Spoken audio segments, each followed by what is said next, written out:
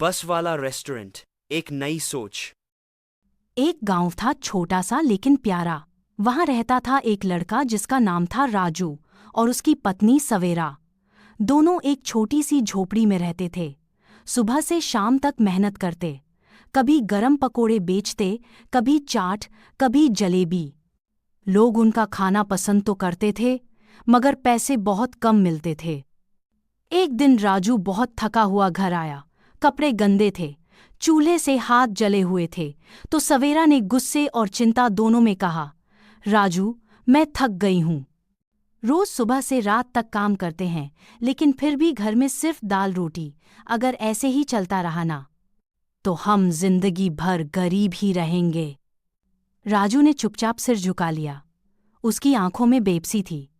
क्या करूं सवेरा, सब कुछ आजमा चुका हूं, लेकिन अब लगता है किस्मत ही नाराज है। वक्त बीतता गया। घर की हालत और खराब होने लगी। बारिश में छत टपकती और सर्दियों में झोपड़ी में हवा गुजरती थी। एक दिन पूरी फैमिली मंदिर की पूजा के लिए गई थी। वापस आ रहे थे कि अचानक एक पुरानी बस, जिसके ब्रेक फेल हो गए थे, उनके घर से टकरा गई। जोर का धमाका हुआ, धूल ही धूल, और कुछ ही सेकंड्स में उनका पूरा घर मिट्टी में मिल गया। सवेरा चीख पड़ी, ये क्या हो गया राजू, सब कुछ चला गया। राजू चुप था, आंखों में आंसू थे, लेकिन दिल में एक आखिरी उम्मीद, शायद ये किसी नए मोड़ की शुरुआत हो। अगले दिन दोनों उस बस के मालिक के पास गए, एक बूढ़े आदमी जिसका नाम था चाचा बशीर। राजू ने सब कुछ बताया और मदद की दरख्वास्त की। राजू, एक आइडिया है, क्यों ना हम इस बस को एक चलता फिरता रेस्टोरेंट बना दें। देखो, गांव में किसी ने ऐसा नहीं किया, ये नया होगा, स्टाइल भी और ज़रूरत भी। राजू ने हैरानी से पूछा, बस में रेस्टोरेंट, लोग आएंगे?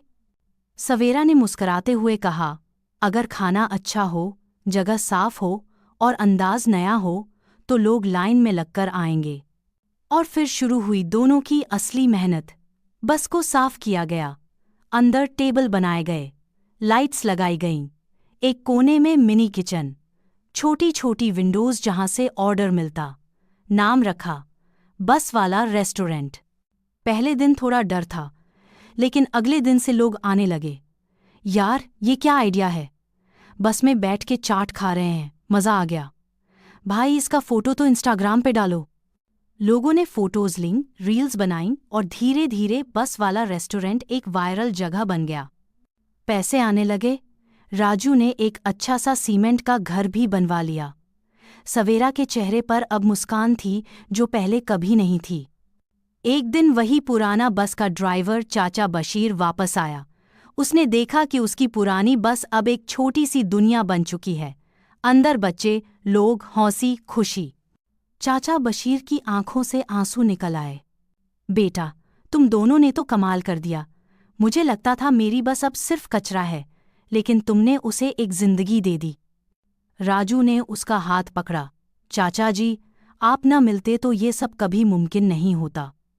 सवेरा ने मुस्कुराते हुए कहा, जिंदगी में कभी किसी चीज को छोटी या बेकार मत समझो। कभी कभी वही चीज आपका नसीब बदल सकती है। और यूं राजू और सवेरा ने सिर्फ एक पुरानी बस को नहीं, अपनी किस्मत को भी बदल डाला। मेहनत, हिम्मत और थोड़ा सा सोच का जादू, यही होता है असली सक्सेस।